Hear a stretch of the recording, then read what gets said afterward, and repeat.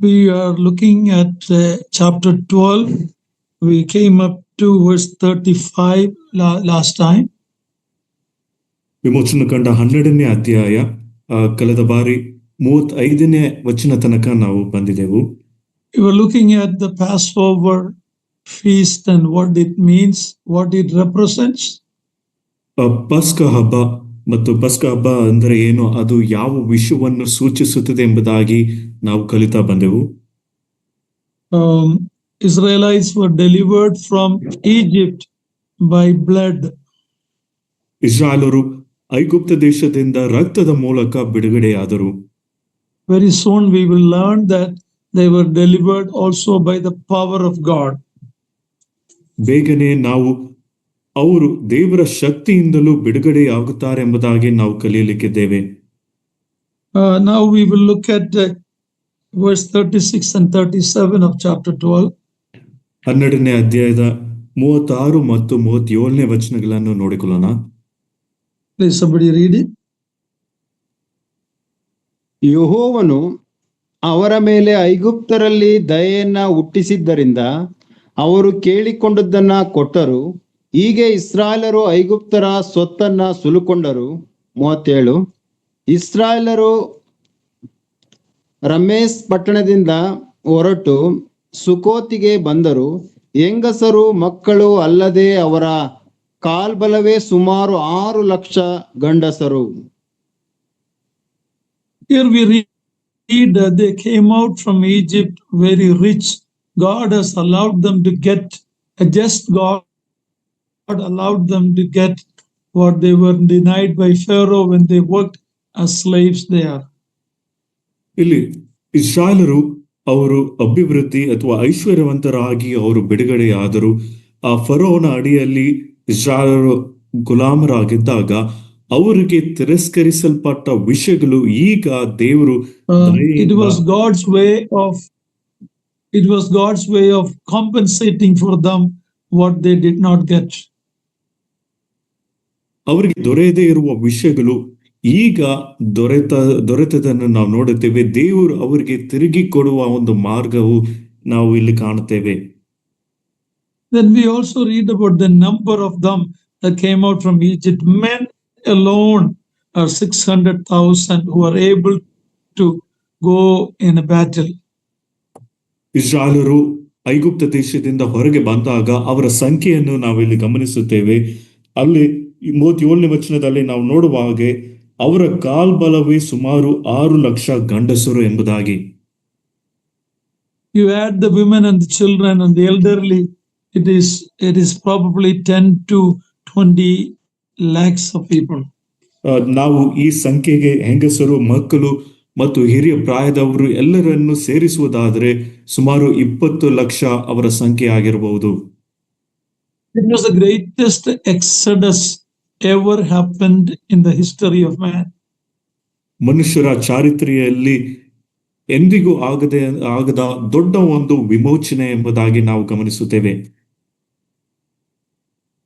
And there is going to be another exodus that is going to happen very soon. ಅತಿ ಬೇಗನೆ ಮತ್ತೊಂದು ವಿಮೋಚನವು ನಡೆಯಲಿಕ್ಕೆ ಉಂಟು. Millions and millions of people are going to go out from this earth at the rapture of the church. ಸಭೆಯು ಎತ್ತಲ್ಪಡುವ ಸಮಯದಲ್ಲಿ ಈ ಲೋಕದಿಂದ ಕೋಟ್ಯಾಂತರ ಜನರು ಅವರು ಹೊರಟು ಹೋಗಲಿಕ್ಕಿದ್ದಾರೆ. The dead in Christ will rise first, and those who are alive at that time in Christ will be translated. ಕ್ರಿಸ್ತನಲ್ಲಿ ಸತ್ತವರು ಮೊದಲು ಎದ್ದು ಬರುವರು, ಅನಂತರ ಜೀವದಿಂದ ಉಳಿದವರು ಅವರು ಮಾರ್ಪಡುವವರು ಎಂಬುದಾಗಿ ನಾವು ನೋಡುತ್ತೇವೆ. That exodus could happen any moment, even tonight. ಆ ವಿಮೋಚನೆ ಯಾವ ಸಂದರ್ಭದಲ್ಲಾದರೂ ನಡೆಯಬಹುದು, ಈ ರಾತ್ರಿಯೂ ಸಹ ನಡೆಯಬಹುದು. Let's read verse 38. 38ನೇ ವಚನವನ್ನು ಓದಿಕೊಳ್ಳೋಣ. ಅವರೊಂದಿಗೆ ಬಹುಮಂದಿ ಅನ್ಯರು ಹೊರಟು ಹೋದರು. ಕುರಿದನ ಮೊದಲಾದ ಪಶುಗಳು ಬಹಳವಾಗಿದ್ದವು. ಅವರು ಐಗುಪ್ತ ದೇಶದಿಂದ ತಂದ ಕಣಕದ ಮುದ್ದೆಯಿಂದ ಉಳಿಯಿಲ್ಲದ ರೊಟ್ಟಿಗಳನ್ನ ಮಾಡಿ ಸುಟ್ಟರು. Here we read that when Israelites left Egypt, in English it's a mixed multitude that went with them. ಇಲ್ಲಿ ಇಸ್ರಾಯೇಲರು ಐಗುಪ್ತ ದೇಶವನ್ನು ಬಿಟ್ಟು ಹೊರಟು ಹೋದಾಗ ಆಂಗ್ಲ ಭಾಷೆಯಲ್ಲಿ ನಾವು ನೋಡುತ್ತೇವೆ ಒಂದು ಮಿಶ್ರಣ ಜನರ ಗುಂಪು ಹೊರಟು ಹೋಯಿತು ಎಂಬುದಾಗಿ. Now when you come to the book of Numbers, we see what these mixed multitudes did. ಆದ್ರೆ ಅರಣ್ಯಕಾಂಡ ಪುಸ್ತಕಕ್ಕೆ ಬರುವಾಗ ಈ ಮಿಶ್ರಣ ಜನಾಂಗದವರು ಮಾಡಿದ ಕೃತ್ಯವೇನೆಂಬುದಾಗಿ ನಾವು ಓದುತ್ತೇವೆ. They're always the troublemakers. ಅವರು ಯಾವಾಗಲೂ ಸಮಸ್ಯೆಯನ್ನು ಅಥವಾ ತೊಂದರೆಯನ್ನು ಅಥವಾ ಕಲಹ ಮಾಡುವವರಾಗಿದ್ದರು.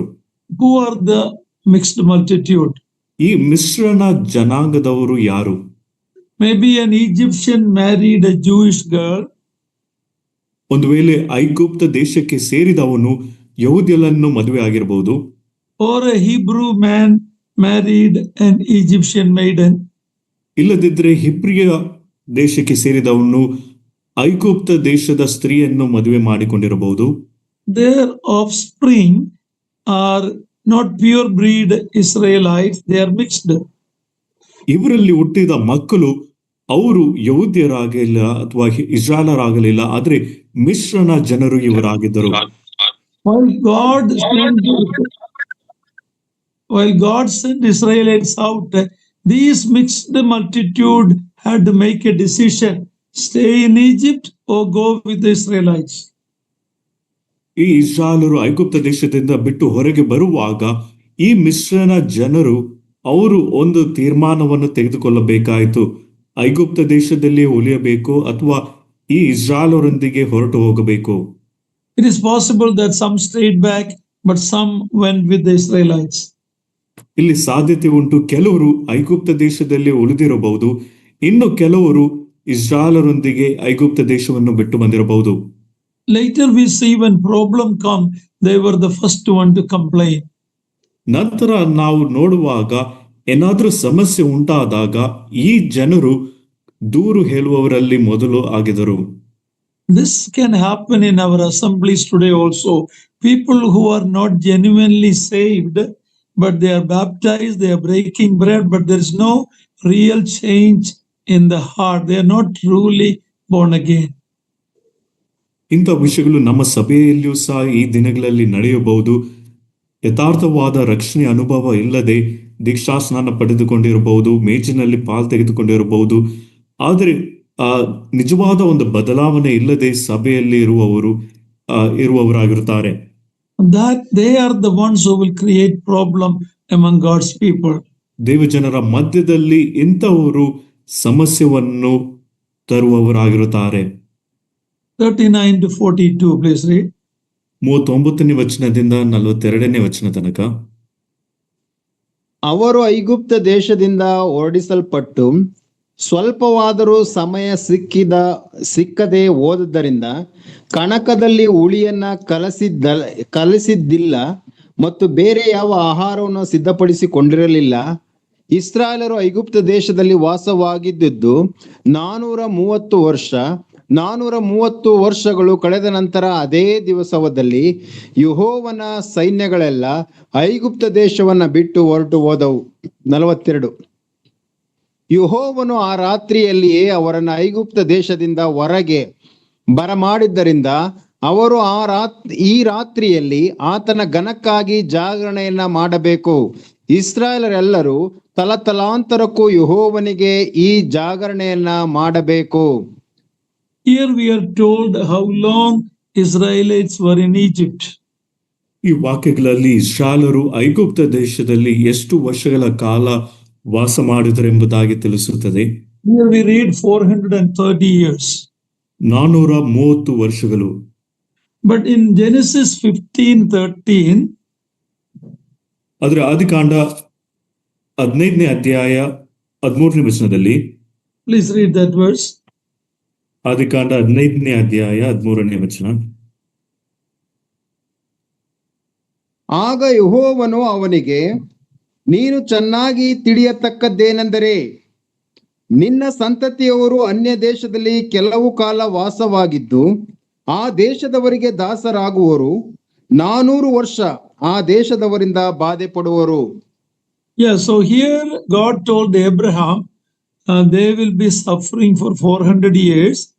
And here in Exodus, we read 430 years. Some people take it as a contradiction in the Bible. ಆದಿಕಾಂಡದಲ್ಲಿ ಓದಿದ ವಾಕ್ಯ ಭಾಗದಲ್ಲಿ ದೇವರು ಅಬ್ರಹಾಮನಿಗೆ ಇಸ್ರಾಯೇಲರು ಅವರು ಐಗುಪ್ತ ದೇಶದಲ್ಲಿ 400 ವರ್ಷ ಇರುವರು ಎಂಬುದಾಗಿ ತಿಳಿಸಲ್ಪಟ್ಟಿದೆ. ಆದರೆ ವಿಮೋಚನಾ ಕಾಂಡಕ್ಕೆ ಬರುವಾಗ ಅಲ್ಲಿ ವಾಕ್ಯದಲ್ಲಿ 430 ವರ್ಷ ಎಂಬುದಾಗಿ ತಿಳಿಸಲ್ಪಟ್ಟಿದೆ. ಕೆಲವರು ಈ ವಾಕ್ಯವು ತದ್ವಿರುದ್ಧವಾಗಿದೆ ಎಂಬುದಾಗಿ ಹೇಳುವವರು. But it is not a contradiction. When Jacob and family moved to Egypt at the command of Joseph, their son, in the beginning years, that Pharaoh treated them very well. ಆದರೆ ಈ ಎರಡು ವಾಕ್ಯ ಭಾಗಗಳು ತದ್ವಿರುದ್ಧವಾದದಲ್ಲ.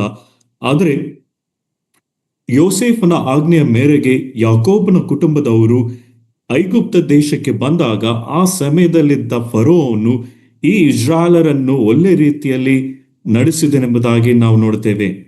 But their slavery, hard slavery, was 400 years. So the whole time they were there, they were not treated bad in the early days. But we read in Exodus 1, another Pharaoh came who did not know Joseph. So that's when trouble happened. ಇಸ್ರಾಯೇಲರು ಐಗುಪ್ತ ದೇಶದಲ್ಲಿ ವಾಸವಾಗಿದ್ದ ಸಂಪೂರ್ಣವಾದ ಕಾಲದಲ್ಲಿ ಅವರು ದಾಸರಾಗಿ ಅವರು ಬಾಧೆ ಪಡಲಿಲ್ಲ. ಆದರೆ ನಾವು ವಿಮೋಚನಾ ಕಾಂಡದಲ್ಲಿ ನಾವು ಓದುವ ಹಾಗೆ ಮತ್ತೊಬ್ಬ ಫರೋವನು ಬಂದನು, ಯೋಸೇಫನನ್ನು ಅರಿಯಾದ ಮತ್ತೊಬ್ಬ ಫರೋವನು ಬಂದಾಗ ಈ ಇಸ್ರಾಯೇಲರನ್ನು ಬಾಧೆಪಡಿಸುವುದಕ್ಕೆ ಪ್ರಾರಂಭಿಸಿದನು.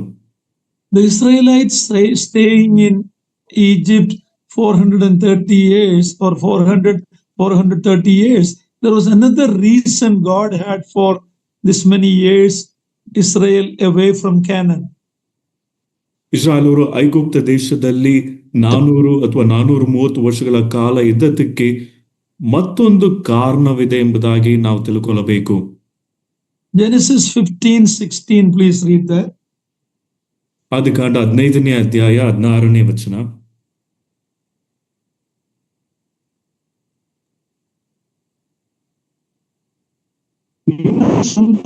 ಸಂತತಿಯವರು 40 ಇಲ್ಲಿಗೆ ತಿರುಗಿ ಬರುವರು. ಅಮೋಘರ ಅಪರಾಧವು ಇನ್ನು ಪೂರ್ಣ ಸ್ಥಿತಿಗೆ ಬರಲಿಲ್ಲ.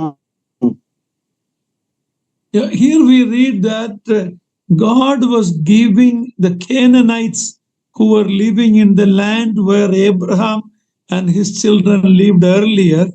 God was giving those people this many years to repent and turn to the real God. ಅಬ್ರಹಾಮನು ಮತ್ತು ಅವನ ಸಂತತಿಯವರು ವಾಸ ಮಾಡಿದ್ದ ಆ ಕಾನಾನ್ ದೇಶದಲ್ಲಿ ಆ ಜನರು ದೇವರ ಕಡೆಗೆ ತಿರುಗಿಕೊಳ್ಳಬೇಕೆಂಬುದಾಗಿ ಇಷ್ಟು ವರ್ಷಗಳ ಕಾಲ ಆ ಕಾನಾನ್ ದೇಶದವರಿಗೆ ದೇವರು ಅವಕಾಶವನ್ನು ಕೊಡುತ್ತಿದ್ದನು. They knew about the God of Abraham, Isaac and Jacob. Abraham, Isaac, ಯಾಕೋಬನ ದೇವರ ಕುರಿತಾಗಿ ಈ ಜನರಿಗೆ ತಿಳಿದಿತ್ತು. But they never repented, they never turned, they became more cruel and evil during that time. That's why finally God wanted Israel to annihilate them or remove them from the land and give their land to Israel. ಈ ಕಾರಣದಿಂದ ನಾವು ನೋಡುವ ಹಾಗೆ ಈ ಜನರು ದೇವರ ಕಡೆಗೆ ತಿರುಗಿಕೊಳ್ಳುವ ಅವಕಾಶ ಕೊಟ್ಟರು ಸಹ ಈ ಜನರು ತಿರುಗಿಕೊಳ್ಳದೆ ಇದ್ದರು ಮತ್ತು ಈ ಸಮಯದಲ್ಲಿ ಅವರು ಕ್ರೂರರಾಗಿ ಇನ್ನೂ ಕೆಟ್ಟದಾಗಿ ಆ ಜನರು ವರ್ತಿಸಿಕೊಂಡರು. ಆ ಕಾರಣದಿಂದ ದೇವರು ಇಸ್ರಾಯೇಲರಿಗೆ ಈ ಕಾನಾನಿನವರನ್ನು ಸಂಪೂರ್ಣವಾಗಿ ನಾಶ ಮಾಡಬೇಕೆಂಬುದಾಗಿ ಆಜ್ಞಾಪಿಸಿದನು. Read Romans chapter 2 verse 4 and 5. ರೋಮ ಪತ್ರಿಕೆ 2ನೇ ಅಧ್ಯಾಯ 4 ಮತ್ತು 5ನೇ ವಚನ.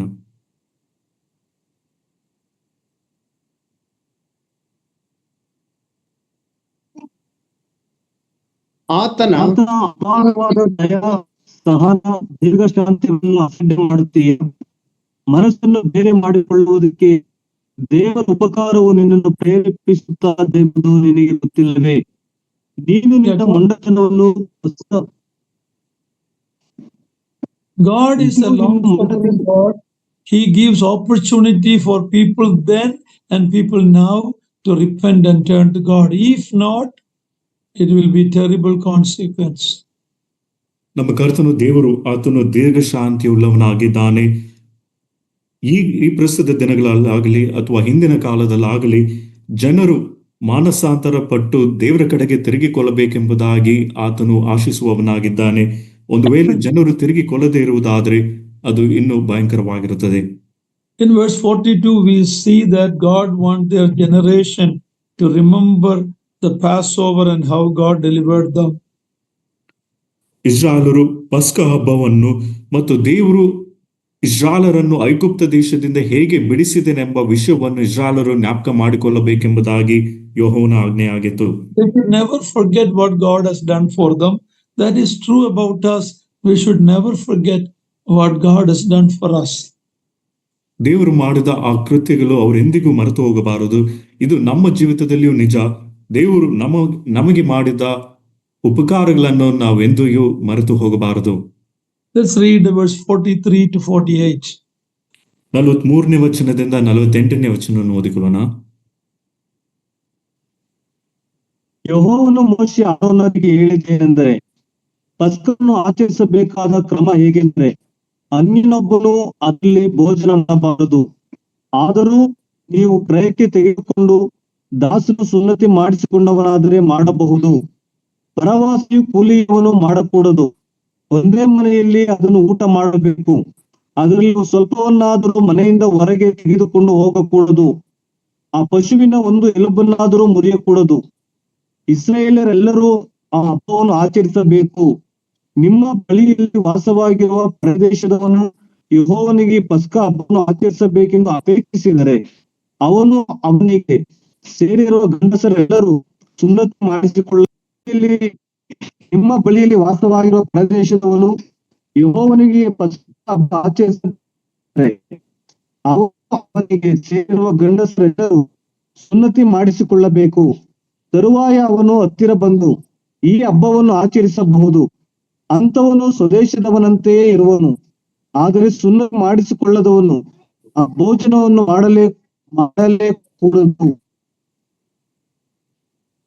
Only those who identified themselves by faith with the people of God could take part in this observance. ದೇವಜನರೊಂದಿಗೆ ನಂಬಿಕೆಯ ಮೂಲಕವೇ ಇವರೊಂದಿಗೆ ಗುರುತಿಸಿಕೊಳ್ಳುವವರು ಇಂಥ ಒಂದು ಆಚಾರದಲ್ಲಿ ಭಾಗವಹಿಸಬಹುದು. If a Gentile person want to, he should identify with Israel. ಒಬ್ಬ ಅನ್ಯ ಜನಾಂಗದವನು ಈ ಕಾರ್ಯವನ್ನು ಮಾಡಬೇಕೆಂಬುದಾಗಿ ಬಯಸುವುದಾದರೆ ಅವನು ಇಸ್ರಾಯೇಲರೊಂದಿಗೆ ಗುರುತಿಸಿಕೊಳ್ಳಬೇಕು. In the New Testament, in the Lord's Supper, the church is a combination of Jews and Gentiles who came into the body of Christ. ಹೊಸ ಒಡಂಬಡಿಕೆಗೆ ಬರುವಾಗ ಈ ಒಂದು ಸಭೆ ನಾವು ಅನ್ಯ ಜನರು ಮತ್ತು ಯಹೂದ್ಯರು ಇವರಿಬ್ಬರು ಅವರು ಸಭೆಯ ಒಂದು ಭಾಗವಾಗಿದ್ದಾರೆ ಎಂಬುದಾಗಿ ನಾವು ತಿಳ್ಕೊಳ್ಬೇಕು. They are the ones to observe the Lord's Supper. ಇವರು ದೇವರ ಮೇಜಿನಲ್ಲಿ ಪಾಲು ತೆಗೆದುಕೊಳ್ಳಬೇಕು. The guidelines were given to Israel how to observe the Passover feast. 1 Corinthians 11, we are given guidelines how to take part from the Lord's Supper. ಇಸ್ರಾಯೇಲರಾದವರು ಆ ಪಸ್ಕ ಹಬ್ಬವನ್ನು ಹೇಗೆ ಆಚರಿಸಬೇಕೆಂಬುದಾಗಿ ಅವರಿಗೆ ಸ್ಪಷ್ಟವಾದ ಮಾರ್ಗದರ್ಶನ ಕೊಡಲ್ಪಟ್ಟಿದೆ. ಹೊಸ ಒಡಂಬಡಿಕೆ ವಿಶ್ವಾಸಿಗಳಾದ ನಮಗೆ 1 ಕೊರಿಂಥ 11ನೇ ಅಧ್ಯಾಯದಲ್ಲಿ ಕರ್ತನ ಭೋಜನದಲ್ಲಿ ಅಥವಾ ಮೇಜಿನಲ್ಲಿ ನಾವು ಹೇಗೆ ಪಾಲು ತೆಗೆದುಕೊಳ್ಳಬೇಕೆಂಬುದಾಗಿ ನಮಗೆ ಮಾರ್ಗದರ್ಶನ ಕೊಡಲ್ಪಟ್ಟಿದೆ. We are also warned about the danger if we take it unworthily. ಅಯೋಗ್ಯವಾಗಿ ನಾವು ಪಾಲು ತೆಗೆದುಕೊಳ್ಳುವಾಗ ಅದರಿಂದ ಆಗುವ ಅಪಾಯ ಏನೆಂಬುದಾಗಿಯೂ ನಮಗೆ ಕೊಡಲ್ಪಟ್ಟಿದೆ.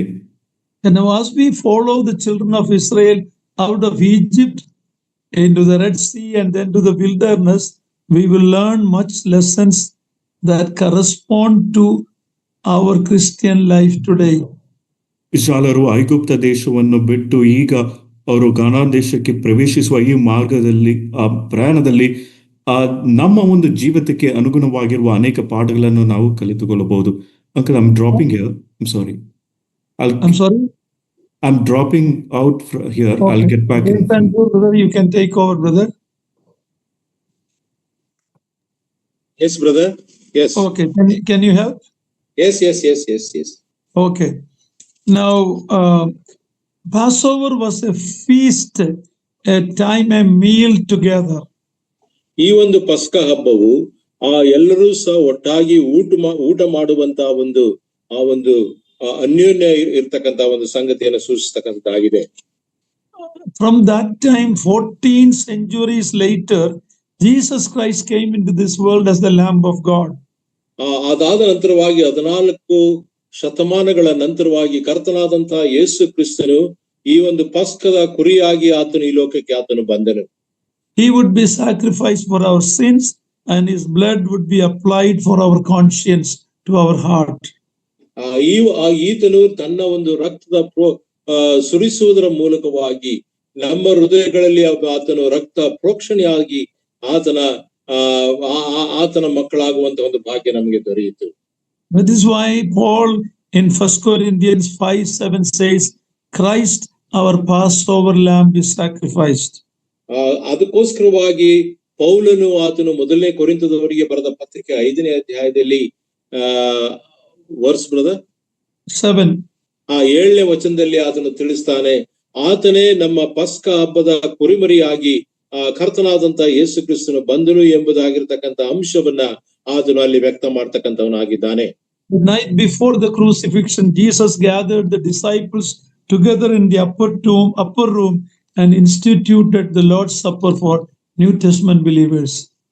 ಅದಕ್ಕೆ ಆತನು ಕಲ್ವಾರಿ ಕ್ರೂಜಿಗೆ ಏರುವುದಕ್ಕಿಂತ ಮುಂಚಿತವಾಗಿ ಕರ್ತನಾದಂತ ಯೇಸು ಕ್ರಿಸ್ತನು ತನ್ನ ಶಿಷ್ಯರೊಟ್ಟಿಗೆ ಮೇಲುಪ್ಪರಿಗೆಯ ಮನೆಯ ಕೋಣೆಯಲ್ಲಿ ಕರ್ತನಾದಂತ ಯೇಸು ಕ್ರಿಸ್ತನ ಆ ಒಂದು ಭೋಜನದ ಕುರಿತಾಗಿರತಕ್ಕಂಥ ಸಂಗತಿಯನ್ನ ಆತನು ಪರಿಚಯಿಸಿದನು.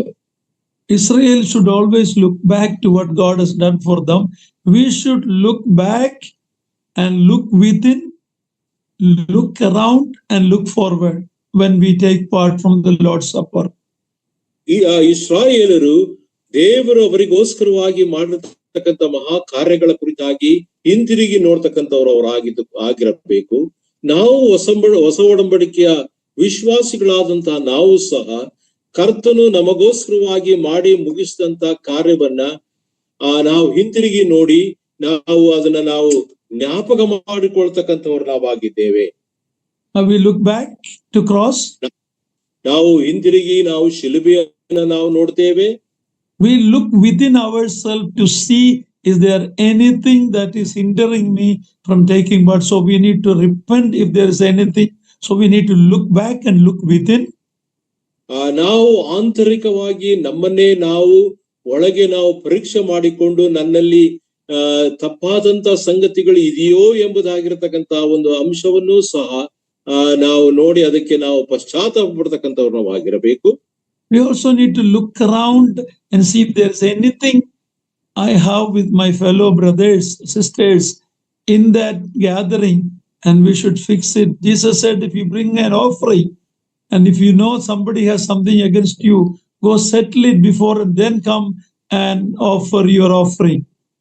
ನಮ್ಮ ಸುತ್ತಲೂ ನಾವು ನೋಡುವಂತವ್ರು ನಾವು ಆಗಿರಬೇಕು ಎಂಬುದಾಗಿ ಹೇಳುವಂತ ಸಂದರ್ಭದಲ್ಲಿ ನಮ್ಮ ಒಂದು ಕೂಡುವಿಕೆಯ ನ್ಯೂನತೆಯಲ್ಲಿ ನಾವು ಇತರರೊಟ್ಟಿಗೆ ನಾವು ಯಾವ ಸಂಬಂಧದಲ್ಲಿ ನಾವಿದ್ದೇವೆ, ಅವರಲ್ಲಿ ನಮಗೂ ಒಡಕು ಏನಾದ್ರೂ ಇರತಕ್ಕಂಥದ್ದಾಗಿದೆಯೋ ಎಂಬುದಾಗಿರ್ತಕ್ಕಂಥ ಸಂಗತಿಯನ್ನ ಕರ್ತನಾದಂತ ಯೇಸು ಕ್ರಿಸ್ತನು ಒಬ್ಬನು ಕಾಣಿಕೆಯನ್ನು ತರ್ತಕ್ಕಂಥ ಸಂದರ್ಭದಲ್ಲಿ ನಿನ್ನ ಮೇಲೆ ಏನಾದ್ರೂ ಸಂಗತಿ ವಿರುದ್ಧವಾಗಿರ್ತಕ್ಕಂಥದ್ದಾಗಿದ್ರೆ ತನ್ನ ಆ ಕಾಣಿಕೆಯನ್ನು ಅಲ್ಲೇ ಬಿಟ್ಟು ಆತನ ಒಟ್ಟಿಗೆ ಹೋಗಿ ಅದನ್ನು ಸರಿಪಡಿಸಿಕೊಂಡು ಬಂದು ಇದರಲ್ಲಿ ಪಾಲ್ ತೆಗೆದುಕೊಳ್ಳಬೇಕೆಂಬುದಾಗಿರ್ತಕ್ಕಂಥ ಅಂಶವನ್ನ ಕರ್ತನಾದಂತ ಯೇಸು ಕ್ರಿಸ್ತನೇ ಆತನು ತಿಳಿಸಿರ್ತಕ್ಕಂಥವನಾಗಿದ್ದಾನೆ. Also we have to look forward to, and in other words, do this till I come. So we also have an expectation of the coming of the Lord every time we take part from the Lord's Supper. ಕರ್ತನಾದಂತ ಯೇಸು ಕ್ರಿಸ್ತನ ಈ ಒಂದು ಭೋಜನದಲ್ಲಿ ನಾವು ಪಾಲ್ ತೆಗೆದುಕೊಳ್ತಕ್ಕಂಥ ಸಂದರ್ಭದಲ್ಲಿ ನಾವು ಮುಂದಾಗಿ ನಾವು ನೋಡ್ತಕ್ಕಂಥವ್ರು ನಾವು ಆಗಿರಬೇಕು. ಯಾಕಂದ್ರೆ ಯಾವಾಗಲೂ ಕರ್ತನಾದಂತ ಯೇಸು ಕ್ರಿಸ್ತನು ತನ್ನ ಜನರಿಗೋಸ್ಕರವಾಗಿ ಹಿಂತಿರುಗಿ ಬರ್ತಕ್ಕಂಥ ಸಂಗತಿ ಯಾವಾಗಲೂ ನಮ್ಮ ಮನಸ್ಸಿನಲ್ಲಿ ಇರ್ತಕ್ಕಂಥ ಒಂದು ಸಂಗತಿ ಆಗಿರಬೇಕು. He said, do this till I come. ನಾನು ಈ ಒಂದು ಸಂಗತಿಯನ್ನ ಮಾಡ್ತಕ್ಕಂಥದ್ದು ನಾನು ಬರುವವರೆಗೂ ನೀವು ಇದನ್ನ ನೀವು ಮಾಡ್ರಿ ಎಂಬುದಾಗಿ ಆತನು ತಿಳಿಸಿರ್ತಕ್ಕಂಥವನಾಗಿದ್ದಾನೆ. Lord's Supper is distorted by the Christendom today. Some of them call it a sacrifice. For example, Roman Catholic. And the Protestant people do it once in a while. But we, the Brethren Assembly, understand the importance of the Lord's Supper. We ask the early church, we participate in it every Lord's Day. ಈ Roman Catholic ನ ಗುಂಪಿನವರು ಅವರು ಕರ್ತನ ಭೋಜನವನ್ನ ಅವರು sacrifice ಅಥವಾ ಅದನ್ನ ಯಜ್ಞ ಎಂಬುದಾಗಿರ್ತಕ್ಕಂಥ ಸಂಗತಿಯನ್ನ ಅವರು ತಿಳಿಸ್ತಕ್ಕಂಥವರಾಗಿದ್ದಾರೆ. ಈ ಒಂದು ಪ್ರೊಟೆಸ್ಟೆಂಟ್ ಕ್ರೈಸ್ತರು ಅವರು ಈ ಒಂದು ಸಂಗತಿಯನ್ನ ಅವರಿಗೆ ಒಂದು ಪ್ರಾಮುಖ್ಯವಾದಂತಹ ದಿವಸಗಳು ಮತ್ತು ತಿಂಗಳಿಗೆ ಒಂದು ಸಾರಿ ಯಾವಾಗಲೂ ಒಂದು ಅವರಿಗೆ ಅನುಕೂಲವಾದಂತಹ ಸ್ಥಿತಿಯಲ್ಲಿ ಮಾಡತಕ್ಕಂಥವರಾಗಿದ್ದಾರೆ. ಆದರೆ ಸಹೋದರ ಸಭೆಗಳಾಗಿರ್ತಕ್ಕಂಥ ನಾವು ಆ ಒಂದು ಸಂಗತಿಯನ್ನ ಪ್ರತಿ ವಾರದ ಮೊದಲನೇ ದಿವಸದಲ್ಲಿ ನಾವು ಜ್ಞಾಪಕ ಮಾಡಿಕೊಂಡು ಆತನನ್ನ ನಾವು ಸ್ತೋತ್ರಿಸ್ತಕ್ಕಂಥವರಾಗಿದ್ದೇವೆ. When the Brethren movement started in England, they realized they were Anglican people who left there and came and gathered in the simple way as we gather every Lord's Day. And we should be thankful for our forefathers of faith who understood the importance of remembering us, the early church. ಆದಿ ಸಭೆಯಲ್ಲಿ ಅಂದ್ರೆ England ದೇಶದಲ್ಲಿ ಈ ಒಂದು Anglican ಎಂಬುದಾಗಿರ್ತಕ್ಕಂತ ಒಂದು ಪಂಗಡದಿಂದ ಈಚೆ ಬಂದು ಸತ್ಯವನ್ನ ಅರಿತು ಈಚೆ ಬಂದು ಈ ಒಂದು ಸಂಗತಿಯನ್ನ ಕರ್ತನ ಭೋಜನದ ಕುರಿತಾಗಿ ಸರಿಯಾದಂತಹ ಒಂದು ತಿಳುವಳಿಕೆಗೆ ಬಂದು ಅದನ್ನ ಅವರು ಆ ರೀತಿಯಾಗಿ ಈ ಒಂದು ಸಹೋದರ ಸಭೆಗಳ ಒಕ್ಕೂಟದಲ್ಲಿ ಆ ಒಂದು ಸಂಗತಿಯನ್ನ ಪ್ರಾರಂಭಿಸಿದರು. ಈ ನಮ್ಮ ಈ ಮೂಲ ಪಿತೃಗಳಿಗೆ ದೇವರಿಗೆ ನಾವು ಸ್ತೋತ್ರವನ್ನ ನಾವು ಸಲ್ಲಿಸ್ತಕ್ಕಂಥವರಾಗಿರೋಣ. Let us not take this observance lightly as we do it every Sunday. ಪ್ರತಿ ವಾರವೂ ಈ ಒಂದು ಸಂಗತಿಯನ್ನ ಮಾಡುವ ದೆಸೆಯಿಂದ ಈ ಒಂದು ಸಂಗತಿಯನ್ನ ಕರ್ತನ ಭೋಜನವನ್ನ ನಾವು ಎಂದೂ ಸಹ ನಾವು ಹಗುರವಾಗಿ ನಾವು ಪರಿಗಣಿಸ್ತಕ್ಕಂಥವರಾಗಿರಬಾರದು. Jesus said, if you love me, you keep my commandments. ಕರ್ತನಾದಂತಹ ಯೇಸು ಕ್ರಿಸ್ತನು ತಿಳಿಸಿರ್ತಕ್ಕಂಥ ಸಂಗತಿ ಏನಂದ್ರೆ, ನೀವು ನನ್ನನ್ನು ಪ್ರೀತಿಸುವುದಾದರೆ ನನ್ನ ಆಜ್ಞೆಗಳನ್ನ ಕೈಕೊಂಡು ನಡೆವಿರಿ ಎಂಬುದಾಗಿ ಆತ ತಿಳಿಸಿದ್ದಾನೆ. Verse 50 and 51, chapter 12, 50 and 51.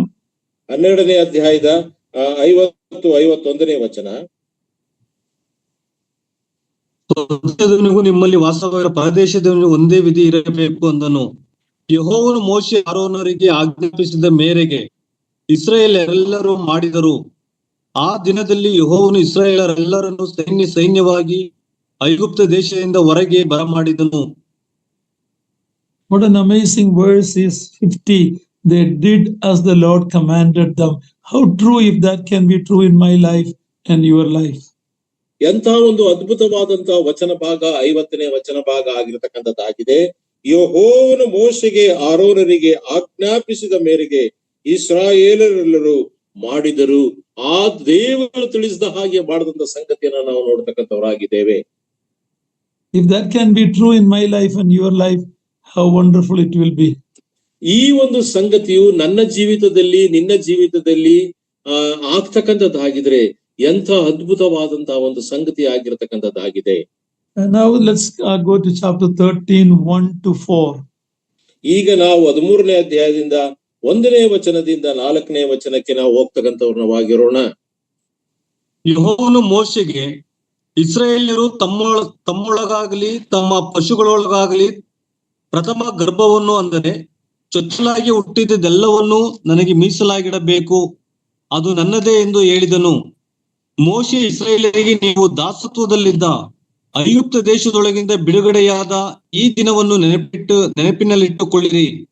ಯೆಹೋವನು ತನ್ನ ಭುಜಬಲದಿಂದ ನಿಮ್ಮನ್ನು ಆ ಸ್ಥಳದಿಂದ ಬಿಡಿಸಿದ್ದಾನಲ್ಲ. ಈ ದಿನದಲ್ಲಿ ನೀವು ಹುಳಿ ಬೆರೆಸಿದ್ದನ್ನು ತಿನ್ನಕೂಡದು. ಚೈತ್ರ ಮಾಸ ಈ ದಿನದಲ್ಲೇ ಹೊರಡುವವರಾಗಿದ್ದೀರಷ್ಟೇ. Here we see God demanding the firstborn of Israelites to be his. ಇಲ್ಲಿ ದೇವರು ಇಸ್ರಾಯೇಲರಿಗೆ ಚೊಚ್ಚಲ ತನದ ಮೊದಲನೇ ಫಲವನ್ನ ಆತನು ದೇವರು ಅಪೇಕ್ಷಿಸುವಂತಹ ಸಂಗತಿಯನ್ನ ಆತನು ಈ ದಿನದಲ್ಲಿ ನಾವಿಲ್ಲಿ ನಾವು ನೋಡ್ತಕ್ಕಂಥವರಾಗಿದ್ದೇವೆ. At the time of the Passover, we see the firstborn in Egypt all have died. ಮೊದಲನೇದಾಗಿ ನಾವು ಐಗುಪ್ತ ದೇಶದ ಈ ಒಂದು ಪಸ್ಕ ಹಬ್ಬದ ಆಚರಣೆಯಲ್ಲಿ ನಾವು ನೋಡುವಾಗ ಅವರೆಲ್ಲರೂ ಸಹ ಅವರು ಗತಿಸಿ ಹೋದ್ರು. Now God is demanding that the firstborn of Israel be his. ಇಸ್ರಾಯೇಲ್ರ ಮಧ್ಯದಲ್ಲಿ ಈ ಒಂದು ಪ್ರಥಮ ಗರ್ಭವನ್ನ ಆತನು ಚೊಚ್ಚಲಾಗಿ ಹುಟ್ಟಿದೆಲ್ಲವನ್ನ ನನಗೆ ಮೀಸಲಾಗಿ ಇಡಬೇಕು ಎಂಬುದಾಗಿರ್ತಕ್ಕಂಥ ಆಜ್ಞೆಯನ್ನು ನಾವು ನೋಡ್ತೇವೆ. God want the best and first from our life. ನಮ್ಮ ಜೀವಿತದಿಂದ ದೇವರಿಗೆ ಪ್ರಥಮ ಮತ್ತು ಉತ್ತಮವಾದಂತಹ ಸಂಗತಿಯನ್ನೇ ಆತನು ನಿರೀಕ್ಷಿಸುವಂತವನು ಆತನಾಗಿದ್ದಾನೆ. In Matthew 6:33 we all know that verse, seek ye first the kingdom of God and his righteousness. ನಾವು ಮತ್ತಾಯನ ಬರೆದ ಸುವಾರ್ತೆ 6ನೇ ಅಧ್ಯಾಯ 33ನೇ ವಚನದಲ್ಲಿ ನಾವು ಬಹಳ ಚಿರಪರಿಚಿತವಾಗಿರತಕ್ಕಂತ ವಾಕ್ಯ ಭಾಗ ಅದಾಗಿರ್ತಕ್ಕಂಥದ್ದಾಗಿದೆ. ನೀವು ಮೊದಲು ದೇವರ ರಾಜ್ಯಕ್ಕಾಗಿಯೂ ನೀತಿಗಾಗಿಯೂ ತಗೋಪಡ್ತಕ್ಕಂಥವು ನೀವು ಆಗಿರ್ರಿ ಎಂಬುದಾಗಿ ಅಲ್ಲಿ ನಾವು ನೋಡ್ತಕ್ಕಂಥವು ನಾವಾಗಿದ್ದೇವೆ. God want our first and best. He deserve it. ದೇವರು ನಮ್ಮಿಂದ ಪ್ರಥಮ ಮತ್ತು ಉತ್ತಮವಾದಂತ ಅತ್ಯುತ್ತಮವಾದಂತ ಸಂಗತಿಯನ್ನೇ ಆತನು ಬಯಸುವಂತವನಾಗಿದ್ದಾನೆ. ಯಾಕಂದ್ರೆ ಅದಕ್ಕೆ ಆ ಒಂದು ಸಂಗತಿಗಳನ್ನ ಹೊಂದಲು ಆತನು ಅರ್ಹನು ಆತನಾಗಿದ್ದಾನೆ. Not only that, he gave us his first and best. He gave his only begotten son.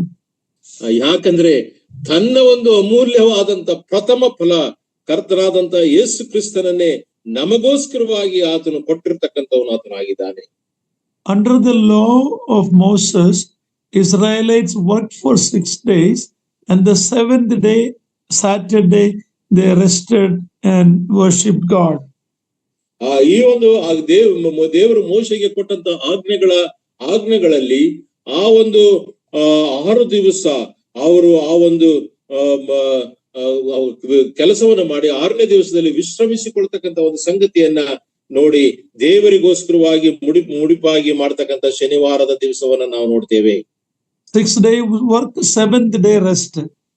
6 ದಿವಸಗಳು ಕೆಲಸ ಮತ್ತು 7ನೇ ದಿವಸದಲ್ಲಿ ವಿಶ್ರಾಂತಿ ತೆಗೆದುಕೊಳ್ತಕ್ಕಂತಹದ್ದು. But when we come to the book of Acts, we see this is changed. The early ಅಪೊಸ್ತಲ ಕೃತ್ಯಗಳಿಗೆ ಬರತಕ್ಕಂತ ಸಂದರ್ಭದಲ್ಲಿ ಈ ಒಂದು ಸಂಗತಿ ಬದಲಾದಂತಹ ಒಂದು ಸಂಗತಿಯನ್ನ ನಾವು ನೋಡ್ತೇವೆ. Early believers were all Jewish people. ಆದಿಯ ಒಂದು ಜನರು ಅವರೆಲ್ಲರೂ ಸಹ ಯಹೂದ್ಯರವರು ಆಗಿದ್ರು.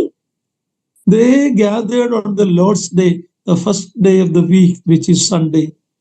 ಅವರು ಆ ಒಂದು ವಾರದ ಮೊದಲನೇ ದಿವಸ, ಅದು ಕರ್ತನ ದಿವಸ ಎಂಬುದಾಗಿ ಅವರು ಪರಿಗಣಿಸಿ ಅವರು ಅದನ್ನು ಆರಾಧಿಸೋದಕ್ಕೋಸ್ಕರವಾಗಿ ಸೇರಿ ಬರ್ತಕ್ಕಂಥವ್ರು ಆಗ್ತಾ ಇದ್ರು.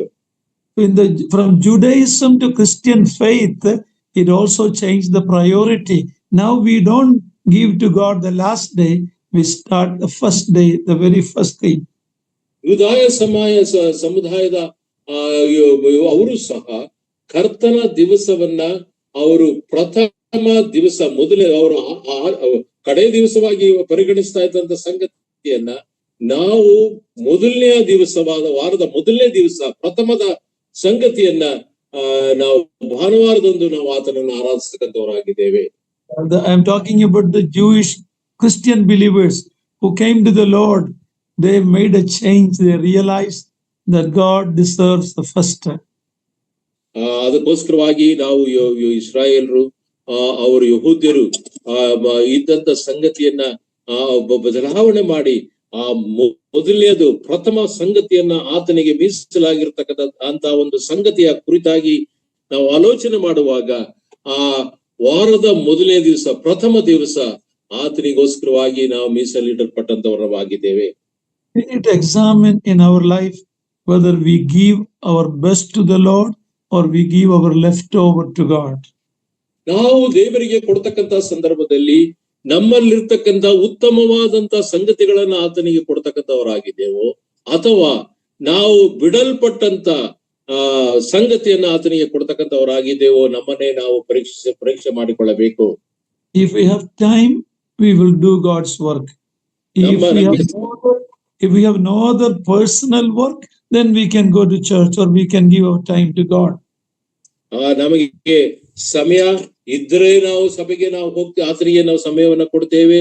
ನಮಗೆ ಬೇರೆ ಯಾವ ಕೆಲಸವಿಲ್ಲ, ನನಗೆ ವೈಯಕ್ತಿಕ ಕೆಲಸ ಯಾವ ಈ ಸಂಗತಿ ಇಲ್ಲ ಎಂಬುದಾಗಿ ನಂತರವಾಗ ಆ ಒಂದು ಸಮಯವನ್ನ ನಾನು ದೇವರಿಗೆ ಸಭೆಯಾಗಿ ಕೂಡುವುದಕ್ಕೆ ನನಗೆ ಸಭೆಯನ್ನ ನಾನು ಕೊಡ್ತೇನೆ ಎಂಬುದಾಗಿರ್ತಕ್ಕ ಆ ತರವಾದಂತಹ ಸಂಗತಿ ನಮ್ಮಲ್ಲಿ ಇರಬಾರದು. How sad it is that giving to God, the time we spend for ourselves, our entertainment, our amusement, our marriages, our other functions, we give more importance than many a times what we give to God. ದೇವರಿಗೆ ಕೊಡತಕ್ಕಂತ ವಿಷಯದಲ್ಲಿ ನಮಗೆ ಸ್ವಂತವಾದಂತಹ ಸಮಯ, ನಮಗೋಸ್ಕರವಾಗಿ ಅನೇಕ ಸಮಯವನ್ನ ವ್ಯಯ ಮಾಡತಕ್ಕಂಥವ್ರು ನಾವಾಗಿದ್ದೇವೆ. ನಮ್ಮ ಮನರಂಜನೆಗೋಸ್ಕರವಾಗಿ, ನಮ್ಮ ಒಂದು ಸಂತೋಷಕ್ಕೋಸ್ಕರವಾಗಿ, ನಮ್ಮ ಒಂದು ಮದುವೆ ಮುಂಜಿ ಕಾರ್ಯಗಳಿಗೋಸ್ಕರವಾಗಿ ಈ ಎಲ್ಲಾ ಸಂಗತಿಯನ್ನ ನಾವು ಮಾಡ್ತಕ್ಕಂಥವ್ರು ನಾವಾಗಿದ್ದೇವೆ. ನಾವು ದೇವರಿಗೆ ಸಮಯವನ್ನು ಕೊಡುವಂತ ಸಂಗತಿ ಬಂದಾಗ ನಮ್ಮಲ್ಲಿ ಉಳಿದಿರತಕ್ಕಂತ ಸಮಯವನ್ನ ನಾವು ಏನೂ ಮಾಡ್ಲಿಕ್ಕೆ ಇಲ್ಲ ಎಂಬುದಾಗಿರುವಾಗ ಆತನಿಗೆ ಅಂತಹ ಒಂದು ಸಮಯವನ್ನು ಕೊಡ್ತಕ್ಕಂಥವರಾಗಿದ್ದೇವೆ. Let's read Nehemiah chapter 10 verse 39. ನೇಮಿಯನ ಬರೆದ ಪ್ರವಾದನ ಗ್ರಂಥ Nehemiah chapter 10 verse 39. 10ನೇ ಅಧ್ಯಾಯ 39ನೇ ವಚನವನ್ನು ಓದಿಕೊಳ್ಳೋಣ. ಇಸ್ರಾಯೇಲ್ಯರೆಲ್ಲರೂ ಲೇವಿಯರು ಧಾನ್ಯ, ದ್ರಾಕ್ಷಾರಸ, ಎಣ್ಣೆ ಇವುಗಳಲ್ಲಿ ದೇವರಿಗೋಸ್ಕರ ಪ್ರತ್ಯೇಕಿಸಿ ತಕ್ಕ ಭಾಗಗಳನ್ನು ತಂದು ಸೇವೆ ನಡೆಸುತ್ತಿರುವ ಯಾಜಕರು, ದ್ವಾರಪಾಲಕರು, ಗಾಯಕರು ಇವರು ಪವಿತ್ರಾಲಯದ ಪಾತ್ರೆಗಳು ಇರುವ ಕೊಠಡಿಗಳಲ್ಲಿ ಇಡಬೇಕು. ನಮ್ಮ ದೇವರ ಆಲಯವನ್ನು ಎಂದೂ ಅಲಕ್ಷ್ಯ ಮಾಡುವುದಿಲ್ಲ ಎಂದು ಬರೆದು ಕೊಟ್ಟರು. Okay, chapter 13 verse 11. 13ನೇ ಅಧ್ಯಾಯ 11ನೇ ವಚನ.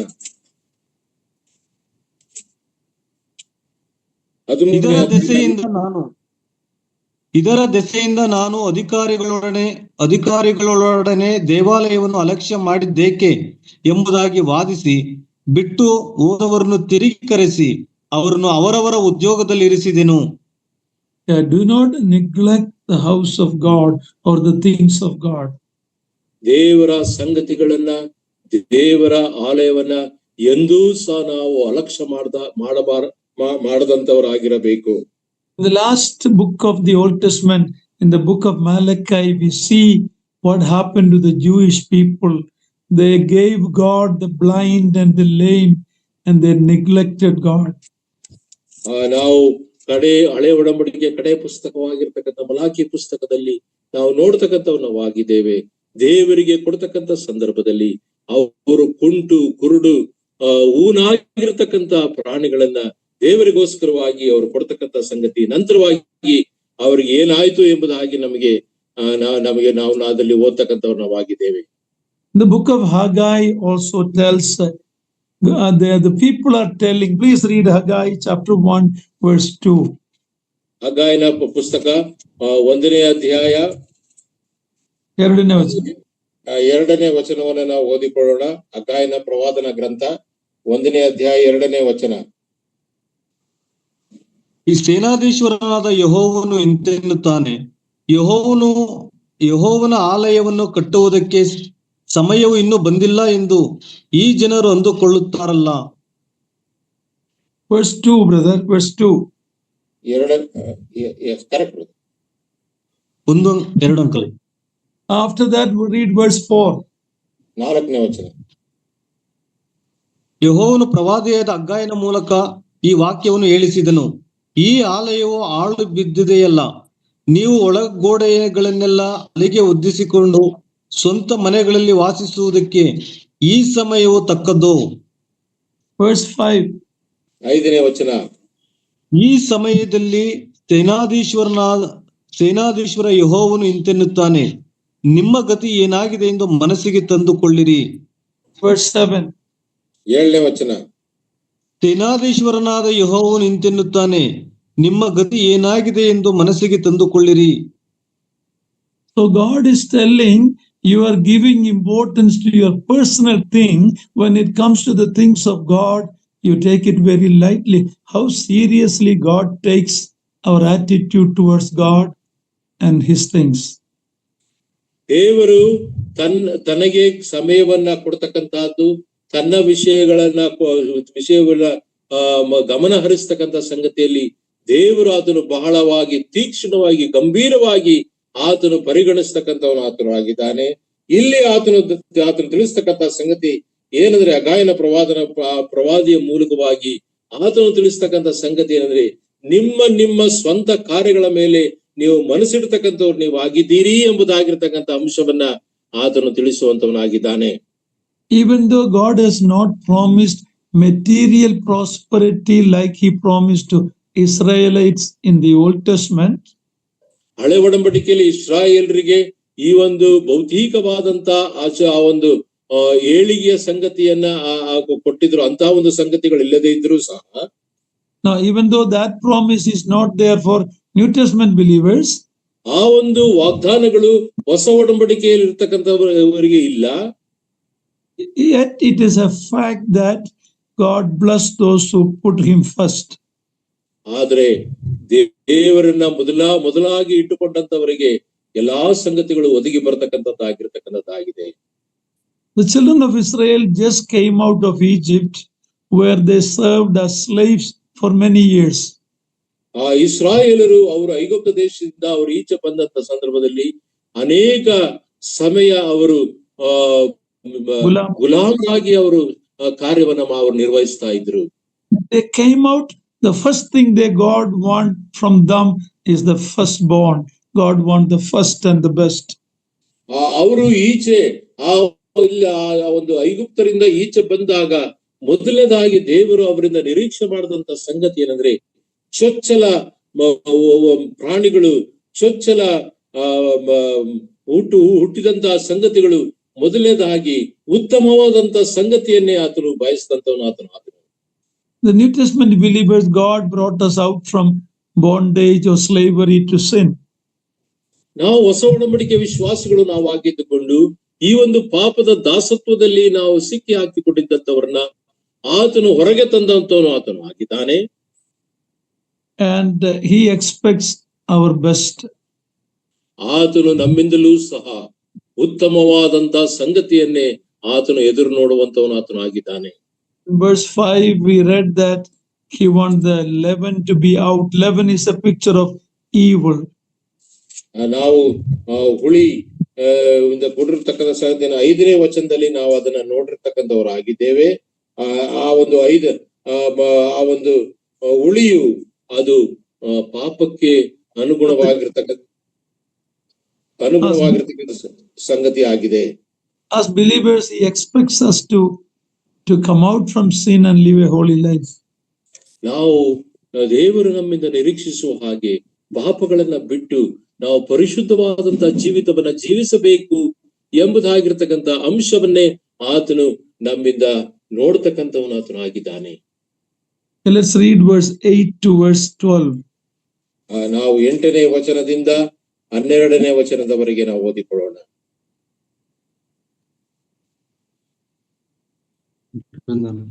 ಆ ದಿನದಲ್ಲಿ 13ನೇ ಅಧ್ಯಾಯ 8ನೇ ವಚನದಿಂದ 13ನೇ ವಚನದವರೆಗೆ. ಆ ದಿನದಲ್ಲಿ ನೀವು ನಿಮ್ಮ ಮಕ್ಕಳಿಗೆ, ನಮ್ಮ ಜನವು ಐಗುಪ್ತದಿಂದ ಹೊರಟು ಬಂದಾಗ ಯೆಹೋವನು ನಮಗೋಸ್ಕರ ಮಾಡಿದ್ದನ್ನು ನೆನೆಸುವುದಕ್ಕಾಗಿ ಈ ಆಚರಣೆಯನ್ನು ನಡೆಸುತ್ತೇವೆಂಬುದಾಗಿ ತಿಳಿಸಬೇಕು. ಯೆಹೋವನು ತನ್ನ ಭುಜಬಲದಿಂದ ನಿಮ್ಮನ್ನು ಐಗುಪ್ತ ದೇಶದಿಂದ ಬಿಡಿಸಿದನಾದ್ದರಿಂದ ಆತನ ನಿಯಮವನ್ನು ಕುರಿತು ನೀವು ಮಾತಾಡಬೇಕೆಂಬುದಕ್ಕಾಗಿ ಈ ಆಚಾರವು ನಿಮಗೆ ಕೈಯಲ್ಲಿ ಕಟ್ಟಿಕೊಂಡಿರುವ ದಾರದಂತೆಯೂ ಉಬ್ಬುಗಳ ನಡುವೆ ಕಟ್ಟಿಕೊಂಡಿರುವ ಜ್ಞಾಪಕ ಪಟ್ಟಿಯಂತೆಯೂ ಇರುವುದು. ವರ್ಷಕ್ಕೆ ನಿಯಮಿತವಾದ ಕಾಲದಲ್ಲಿ ನೀವು ಈ ಆಚಾರವನ್ನು ನಡೆಸಬೇಕು.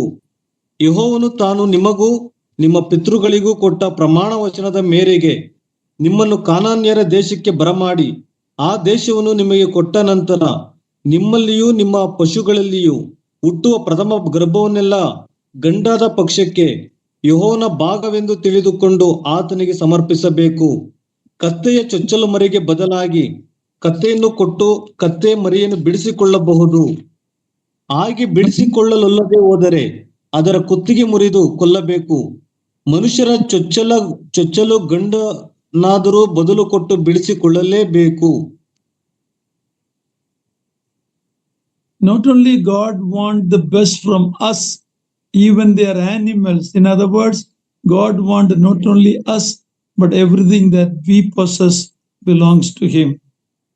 ದೇವರು ನಮ್ಮಿಂದ ಪ್ರಥಮ ಫಲದ ಸಂಗತಿಯನ್ನ ಮಾತ್ರವೇ ಆತನು ನಿರೀಕ್ಷಿಸದೆ ಆತನು ದೇವರು ನಮಗೆ ಕೊಟ್ಟಿರ್ತಕ್ಕಂಥ ಸಂಪನ್ಮೂಲಗಳು ನಮಗಿರ್ತಕ್ಕಂಥ ಎಲ್ಲವೂ ಸಹ ಆತನದೇ, ಆತನಿಗೂ ಸಹ ಒಂದು ಸಂಗತಿಗಳನ್ನ ಮೀಸಲಾಗಿರ್ತಕ್ಕಂಥವರಾಗಿರಬೇಕು. In verse 13, we see a donkey. An ass cannot be given as an offering to God. ನಾವು 13ನೇ ವಚನದಲ್ಲಿ ಕತ್ತೆಯ ಕುರಿತಾಗಿ ನಾವು ನೋಡ್ತೇವೆ. ಚೊಚ್ಚಲ ಮರಿಗಳನ್ನ ನಾವು ಆತನಿಗೆ ನಾವು ಕೊಡ್ತಕ್ಕಂಥವರಾಗಿರಬಾರದು. No, ಇದು ಕತ್ತೆಯನ್ನು offering ಕೊಡಬಾರದು, but only a lamb. ನಾವು ಕತ್ತೆಯನ್ನು ನಾವು ಕೊಡ್ತಕ್ಕಂಥವರಾಗಿರಬಾರದು. ಕುರಿಮರಿಯನ್ನ ಕೊಟ್ಟು ಆ ಕತ್ತೆಯ ಮರಿಯನ್ನ ಬಿಡಿಸಿಕೊಳ್ಳಬಹುದು. If you want to, otherwise you have to break the neck of the ass, the donkey. ಇಲ್ಲದೆ ಹೋದ್ರೆ ಅದರ ಕುತ್ತಿಗೆಯನ್ನ ಮುರಿದು ಕೊಲ್ಲಬೇಕು ಎಂಬುದಾಗಿರ್ತಕ್ಕಂಥ ಸಂಗತಿಯನ್ನ ನೋಡ್ತೇವೆ. We were all condemned because of our sin. We were all to be eternally lost, but a lamb replaced our place at Calvary, and that's why we are redeemed. ನಾವು ಪಾಪದ ದೆಸೆಯಿಂದ ನಾವು ಶಿಕ್ಷೆಗೆ ನಾವು ಅರ್ಹರು. ನಾವು ಅವ ನರಕದ ಯಾತನೆಯಲ್ಲಿ ಬೀಳ್ತಕ್ಕಂಥವ್ರು ನಾವು ಆಗಿದ್ದಂಥವ್ರು ನಾವು. ಆದ್ರೆ ಕರ್ತನಾದಂತ ಯೇಸು ಕ್ರಿಸ್ತನ ಯಜ್ಞದ ಕುರಿಮರಿ ಆತನು ಆಗಿದ್ದುಕೊಂಡು ನಮ್ಮ ಸ್ಥಾನವನ್ನು ಆತನು ವಹಿಸಿದಂತವನು ಆತನು. We should always be thankful what the Lord has done for us. ದೇವರು ನಮಗೋಸ್ಕರವಾಗಿ ಮಾಡಿರ್ತಕ್ಕಂಥ ಸಂಗತಿಯ ಕುರಿತಾಗಿ ಯಾವಾಗಲೂ ನಾವು ಕೃತಜ್ಞತೆ ಉಳ್ಳಂತವರವಾಗಿರಬೇಕು. In verse 14 to 16. 14ನೇ ವಚನದಿಂದ 16ನೇ ವಚನದವರೆಗೆ. ಇನ್ನು ಮೇಲೆ ನಿಮ್ಮ ಮಕ್ಕಳು ಇದು ಯಾತಕ್ಕೆ ಎಂದು ವಿಚಾರಿಸುವಾಗ ನೀವು ಅವರಿಗೆ, ನಾವು ದಾಸತ್ವದಲ್ಲಿದ್ದ ಐಗುಪ್ತ ದೇಶದೊಳಗಿಂದ ಯೆಹೋವನು ಭುಜಬಲದಿಂದ ನಮ್ಮನ್ನು ಬಿಡಿಸಿದನು. ಫರೋಹನು ಹಠ ಹಿಡಿದು ನಮ್ಮನ್ನು ಹೋಗಗೊಡಿಸದೇ ಇದ್ದಾಗ ಯೆಹೋವನು ಐಗುಪ್ತ ದೇಶದಲ್ಲಿದ್ದ ಮನುಷ್ಯರ ಚೊಚ್ಚಲ ಮಕ್ಕಳನ್ನು, ಪಶುಗಳು ಚೊಚ್ಚಲ ಮರಿಗಳನ್ನು, ಅಂತೂ ಆ ದೇಶದ ಚೊಚ್ಚಲಾಗಿದ್ದನ್ನೆಲ್ಲ ಸಂಹಾರ ಮಾಡಿದನು. ಆದ ಕಾರಣ ಗಂಡಾದ ಪ್ರಥಮ ಗರ್ಭವನ್ನೆಲ್ಲ ನಾವು ಯೆಹೋವನಿಗೆ ಸಮರ್ಪಿಸುವುದುಂಟು. ಮನುಷ್ಯರಿಂದಾದ ಪ್ರಥಮ ಗರ್ಭವನ್ನಾದರೂ ಬದಲು ಕೊಟ್ಟು ಬಿಡಿಸುತ್ತೇವೆ ಎಂದು ಹೇಳಬೇಕು. ಯೆಹೋವನು ಭುಜಬಲದಿಂದ ನಮ್ಮನ್ನು ಐಗುಪ್ತ ದೇಶದಿಂದ ಬಿಡಿಸಿದ ಸಂಗತಿಯನ್ನು ನೀವು ಜ್ಞಾಪಕದಲ್ಲಿಟ್ಟುಕೊಳ್ಳುವುದಕ್ಕೆ ಈ ಪದ್ಧತಿಯು ಕೈಗೆ ಕಟ್ಟಿಕೊಂಡಿರುವ ದಾರದಂತೆಯೂ ಉಬ್ಬುಗಳ ನಡುವೆ ಕಟ್ಟಿಕೊಂಡಿರುವ ಜ್ಞಾಪಕ ಪಟ್ಟಿಯಂತೆಯೂ ಇರುವುದು. God wants the Israelites to tell their children, their next generation, when they ask a question, what is this Passover feast means? They have to explain what God has done for them. ಇಸ್ರಾಯೇಲರು ತಮ್ಮ ಒಂದು ಮುಂದಿನ ಸಂತತಿಯವರಿಗೆ ಈ ಒಂದು ಪಸ್ಕ ಹಬ್ಬ ಏನು ಎಂಬುದಾಗಿರ್ತಕ್ಕಂಥ ಸಂಗತಿಯನ್ನ ಅವರು ಕೇಳುವಾಗ, ಪ್ರಶ್ನಿಸುವಾಗ ಅವರಿಗೆ ಸ್ಪಷ್ಟವಾದಂತ ರೀತಿಯಲ್ಲಿ ಈ ಒಂದು ಸಂಗತಿಗಳ ಕುರಿತಾಗಿ ವಿವರಿಸತಕ್ಕಂತಹದ್ದು ಅವರಾಗಿರಬೇಕೆಂಬುದಾಗಿ ಇಲ್ಲಿ ನಾವು ನೋಡ್ತೇವೆ. Dear brothers and sisters, it's our responsibility in our home to discuss why we break bread, why we go to church, what God has done. Our younger generation need to hear this. This should be our conversation in our home.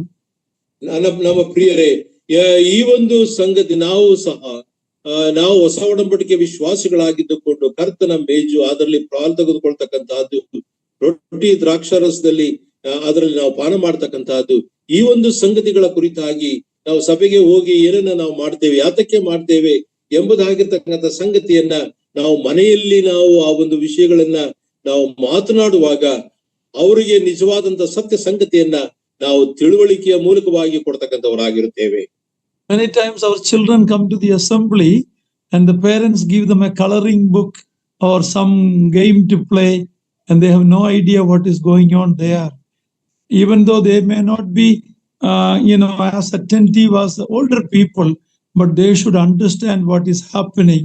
The parents have a responsibility to train them for that and tell them what is the importance of what we are doing.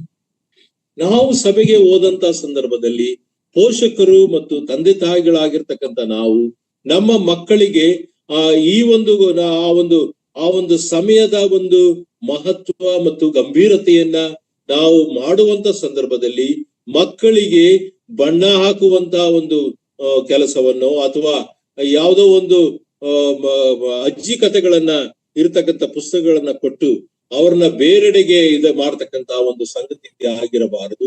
ಯಾಕಂದ್ರೆ ನಾವು ಬಹಳ ಗಂಭೀರವಾಗಿ ಆ ಒಂದು ಸಂಗತಿಯನ್ನ ಮಾಡುವಂತ ಸಂದರ್ಭದಲ್ಲಿ ಅವರು ನಮ್ಮನ್ನ ಗಮನಿಸಿ ನೋಡಿ ನಾವು ಕೊಡ್ತಕ್ಕಂತ ಗೌರವ ಘನತೆ ಅವರು ತಿಳಿದುಕೊಳ್ತಕ್ಕಂತ ಒಂದು ಸಂಗತಿಗೆ ಬರ್ತಕ್ಕಂಥವರಾಗಿರಬೇಕು. Should be discussed in our dining table where we sit together as a family. This should be discussion in our home. ನಮ್ಮ ಮನೆಗಳಲ್ಲಿ ಊಟದ ಒಂದು ಮೇಜಿನಲ್ಲಿ ನಾವು ಕುಳಿತುಕೊಳ್ಳುವಾಗ ಈ ಒಂದು ಸಂಗತಿಗಳು ನಮ್ಮ ಸಂಭಾಷಣೆಯ ಒಂದು ಮುಖ್ಯ ಸಂಗತಿಗಳಾಗಿರ್ತಕ್ಕಂಥದ್ದಾಗಿರಬೇಕು. Read 2 Corinthians 5:14 and 15. ಈಗ 2ನೇ ಕೊರಿಂಥದವರಿಗೆ ಬರೆದ ಪತ್ರಿಕೆ 5ನೇ ಅಧ್ಯಾಯ ಸಾರಿ ಬ್ರದರ್ 14-15 ವಚನವನ್ನ ನಾವು ಓದಿಕೊಳ್ಳೋಣ. ಕ್ರಿಸ್ತನ ಪ್ರೀತಿಯು ನಮಗೆ ಒತ್ತಾಯ ಮಾಡುತ್ತದೆ. ಎಲ್ಲರಿಗೋಸ್ಕರ ಒಬ್ಬನು ಸತ್ತದ್ದರಿಂದ ಎಲ್ಲರೂ ಸತ್ತಂತಾಯಿತೆಂದು ನಿಶ್ಚಯಿಸಿಕೊಂಡೆವು.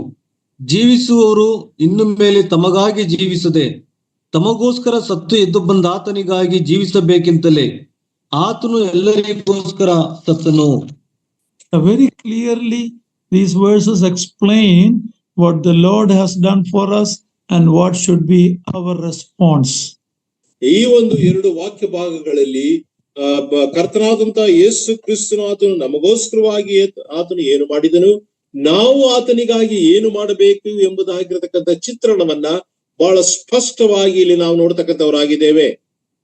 Okay, verses 17 to verse 19. 17ನೇ ವಚನದಿಂದ 19ನೇ ವಚನದವರೆಗೆ. ಫರೋಹನು ಇಸ್ರಾಯೇಲರಿಗೆ ಹೋಗುವುದಕ್ಕೆ ಅಪ್ಪಣೆ ಕೊಟ್ಟಾಗ ಫಿಲಿಸ್ಟಿಯರು ದೇಶದೊಳಗಣ ಮಾರ್ಗ ಹತ್ತಿರವಿದ್ದರೂ ದೇವರು ಆ ದಾರಿಯಲ್ಲಿ ಅವರನ್ನು ನಡೆಸದೆ ಕೆಂಪು ಸಮುದ್ರದ ಬಳಿಯಲ್ಲಿರುವ ಮರಳು ಕಾಡಿನ ದಾರಿಯಲ್ಲೇ ಸುತ್ತಾಗಿ ನಡೆಸಿಕೊಂಡು ಹೋದನು. ಆತನು ತನ್ನ ಜನರಿಗೆ ಯುದ್ಧ ಪ್ರಾಪ್ತವಾದರೆ ಅವರು ಧೈರ್ಯಗೆಟ್ಟು ಐಗುಪ್ತ ದೇಶಕ್ಕೆ ಹಿಂದಿರುಗಾರು ಅಂದುಕೊಂಡನು. ಇಸ್ರಾಯೇಲ್ಯರು ಯುದ್ಧ ಸನ್ನದ್ಧರಾಗಿ ಐಗುಪ್ತ ದೇಶದಿಂದ ಹೊರಟರು. ಇದಲ್ಲದೆ ಯೋಸೇಫನು ಇಸ್ರಾಯೇಲ್ಯರಿಗೆ, ದೇವರು ನಿಸ್ಸಂದೇಹವಾಗಿ ನಿಮ್ಮನ್ನು ಪರಾಂಬರಿಸಿ ತನ್ನ ವಾಗ್ದಾನವನ್ನು ನೆರವೇರಿಸುವನಾದದ್ದರಿಂದ ನೀವು ಹೋಗುವಾಗ ನನ್ನ ಶವವನ್ನು ನಿಮ್ಮ ಸಂಗಡ ತೆಗೆದುಕೊಂಡು ಹೋಗಬೇಕೆಂದು ಹೇಳಿ ಖಂಡಿತವಾದ ಪ್ರಮಾಣವನ್ನು ಮಾಡಿಸಿದ್ದರಿಂದ ಮೋಶೆಯು ಅವನ ಶವವನ್ನು ಸಂಗಡ ತೆಗೆದುಕೊಂಡು ಹೋದನು. Here we read God did not take them in the short way. God led them through the wilderness in a long way.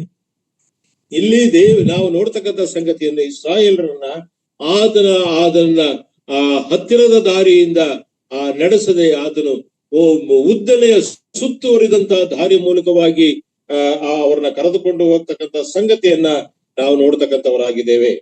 If they went the short way, they had to go through the land of the Philistines. ಅವರು ಆ ಒಂದು ಹತ್ತಿರದ ಮಾರ್ಗವನ್ನು ಹಿಡಿದಂತವರಾಗಿದ್ರೆ ಫಿಲಿಸ್ಟಿಯರ ದೇಶವನ್ನ ದಾಟಿ ಹೋಗಬೇಕಾಗಿತ್ತು. These people were slaves in Egypt. They were not ready for a warfare. They don't have any weapon to fight. So God graciously took them through the wilderness a longer way. ಅವರು ಇಸ್ರಾಯೇಲರು ಅವರಾಗಿದ್ದುಕೊಂಡು ಈ ಒಂದು ಫಿಲಿಸ್ಟಿಯರ ಜೊತೆ ಯುದ್ಧ ಮಾಡುವುದಕ್ಕೋಸ್ಕರವಾಗಿ ಅವರಲ್ಲಿ ಯಾವ ರೀತಿಯಾದಂತ ಯುದ್ಧ ಸಾಮಗ್ರಿಗಳು ಇಲ್ಲದೆ ಇರತಕ್ಕಂಥ ದೆಸೆಯಿಂದ ಆ ಯುದ್ಧವನ್ನ ಮಾಡುವುದು ಬೇಡ ಎಂಬುದಾಗಿ, ಯಾಕಂದ್ರೆ ಅವ್ರಿಗೂ ಸಹ ಇವರಿಗೂ ಸಹ ಹೊಕ್ಕು ಬಳಕೆ ಇರತಕ್ಕಂಥದ್ದಾಗಿರ್ಲಿಲ್ಲ. ಅದಕ್ಕೋಸ್ಕರವಾಗಿ ದೇವರು ಅವರನ್ನ ಅರಣ್ಯ ಪ್ರದೇಶದ ಮೂಲಕವಾಗಿ ಅವ್ರನ್ನ ಕರೆದುಕೊಂಡು ಹೋಗ್ತಕ್ಕಂಥ ಸಂಗತಿಯನ್ನ ನಾವು ನೋಡ್ತಕ್ಕಂಥವರಾಗಿದ್ದೇವೆ.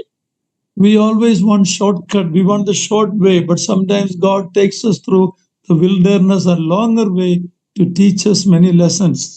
ನಾವು ಸಹ ನಮ್ಮ ಜೀವಿತದಲ್ಲಿ ನಾವು ಬಹಳ ವೇಗವಾಗಿ ಅಂದ್ರೆ ಶಾರ್ಟ್ ಕಟ್ ನಾವು ತಕ್ಷಣವಾಗಿ ಹೋಗ್ತಕ್ಕಂಥ ಮಾರ್ಗವನ್ನ ನಾವು ಹಿಡಿತಕ್ಕಂಥವನಾಗಿದ್ದೇವೆ. ಆದರೆ ದೇವರು ಆತನು ತನ್ನ ಒಂದು ದೃಷ್ಟಿಯಲ್ಲಿ ನಮ್ಮನ್ನ ಉದ್ದನೆಯ ಸುತ್ತುವರಿದಂತಹ ಮಾರ್ಗದಲ್ಲಿ ಆತನು ತೆಗೆದುಕೊಂಡು ಹೋಗ್ತಕ್ಕಂಥವನಾಗಿದ್ದಾನೆ. ಅಡ್ಡದಾರಿ ಏನ್ ಹೇಳ್ತಾನೆ, we want always the shortcut. ಅಡ್ಡದಾರಿ. Yeah. In verse 18 we read that they went in an orderly rank. Verse 18. 18ನೇ ವಚನದಲ್ಲಿ ನಾವು ನೋಡ್ತಕ್ಕಂಥ ಆ ಜನರಿಗೆ ಯುದ್ಧ ಪ್ರಾಪ್ತವಾದರೆ ಅವರು ಧೈರ್ಯಗೆಟ್ಟು ಐಗುಪ್ತ ದೇಶಕ್ಕೆ ಹಿಂದಿರುಗಾರು ಅಂದುಕೊಂಡನು. ಇಸ್ರಾಯೇಲರು ಯುದ್ಧ ಸನ್ನದ್ಧರಾಗಿ ಐಗುಪ್ತ ದೇಶದಿಂದ ಹೊರಟರು. ಯುದ್ಧ ಸನ್ನದ್ಧರಂದ್ರೆ they went in an orderly way. That's what it means. ಅದು ಯುದ್ಧ ಸನ್ನದ್ಧರು ಎಂಬುದಾಗಿ ಹೇಳುವಾಗ ಅದು ಸರಿಯಾದಂತ ಮಾರ್ಗದಲ್ಲಿ ಅವರು ಹೋದರು ಎಂಬುದಾಗಿರ್ತಕ್ಕಂಥ ಅರ್ಥವನ್ನು ಅದು ಕೊಡ್ತದೆ. There were lakhs of people. They didn't go like a mob. ಒಂದು ಗುಂಪಾಗಿ ಹೋಗಲಿಲ್ಲ. They went in a very orderly way. ಅವರು ಒಂದು ಗುಂಪಾಗಿ ಒಂದು ಸಮೂಹವಾಗಿ ಅವರು ಹೋಗ್ಲಿಲ್ಲ, ಆದ್ರೆ ಅವರು ಸನ್ನದ್ಧರಾಗಿ ಬಹಳ ಒಂದು ಕ್ರಮಬದ್ಧವಾದಂತ ರೀತಿಯಲ್ಲಿ ಅವರು ದಾಟಿ ಹೋದ್ರು. See, Christian life should be a disciplined life. ಕ್ರಿಸ್ತಿಯ ಒಂದು ಜೀವಿತ ಅದು ಒಂದು ಶಿಸ್ತಿನಿಂದ ಕೂಡಿದಂತ ಜೀವಿತವಾಗಿರಬೇಕು. Thing about us should be in an orderly way. God is a God of order. ದೇವರು ನಮ್ಮಿಂದ ನಿರೀಕ್ಷೆ ಮಾಡತಕ್ಕಂತಹದ್ದು ಸಹ ಒಂದು ಶಿಸ್ತು, ಒಂದು ಕ್ರಮದ ಬಗ್ಗೆ ಆತನು ನಿರೀಕ್ಷಿಸುವಂತವನಾಗಿದ್ದಾನೆ. ಯಾಕಂದ್ರೆ ದೇವರು ಸಹ, ನಾವು ಸೇವಿಸುವಂತ ದೇವರು ಸಹ ಆತನು ಕ್ರಮಬದ್ಧವಾದಂತಹ ಒಂದು ದೇವರು ಆತನು ಆಗಿದ್ದಾನೆ. Time we wake up, what time we go to sleep, how we dress, how we go to church, everything reflects who we are. ನಾವು ಯಾವಾಗ ನಾವು ನಿದ್ರೆಗೋಸ್ಕರವಾಗಿ ಹೋಗ್ತಕ್ಕಂಥವ್ರು ನಾವಾಗಿದ್ದೇವೆ, ನಾವು ಎಷ್ಟೊತ್ತಿಗೆ ತಾರೆ ವೇಳೆಯಲ್ಲಿ ನಾವು ಎದ್ದೇಳ್ತಕ್ಕಂಥವ್ರಾಗಿದ್ದೇವೆ, ನಾವು ಸಭಾ ಮಂದಿರಕ್ಕೆ ನಾವು ಅನ್ಯೋನ್ಯತೆಗೆ ನಾವು ಹೋಗ್ತಕ್ಕಂತಹ ಸಂದರ್ಭದಲ್ಲಿ ನಮ್ಮ ವೇಷಧಾರಣೆ ಯಾವ ರೀತಿಯಲ್ಲಿ, ವಸ್ತ್ರಾಧಾರಣೆ ಯಾವ ರೀತಿಯಲ್ಲಿ ನಾವು ಮಾಡುತ್ತೇವೆ ಎಂಬುದಾಗಿರ್ತಕ್ಕಂಥ ಸಂಗತಿ, ಈ ಒಂದು ಸಂಗತಿ ನಾವು ಕರ್ತನಲ್ಲಿ ಯಾವ ರೀತಿಯಾಗಿ ನಾವಿದ್ದೇವೆ ಎಂಬುದನ್ನ ಆ ಒಂದು ಸಂಗತಿಗಳು ಪ್ರತಿಬಿಂಬಿಸ್ತಕ್ಕಂಥದ್ದಾಗಿದೆ. God's people should be a disciplined people.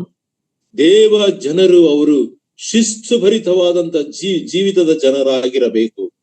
And we go to assemblies and we see people come to church like they go to market.